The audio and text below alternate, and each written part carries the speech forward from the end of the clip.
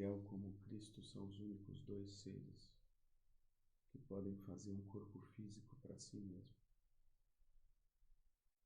A antroposofia diz que Micael fez na antiga Lua, na última encarnação da Terra, o mesmo sacrifício que Cristo fez nesta encarnação da Terra. E a partir desse sacrifício, Cristo pôde fazer o seu corpo da ressurreição, assim como Miguel também pôde fazer um corpo para si, para atuar nessa dimensão terrena. A gente pode pedir para esses dois seres. Cristo, ele é onipresente. Ele pode estar no universo todo e em cada um de nós ao mesmo tempo.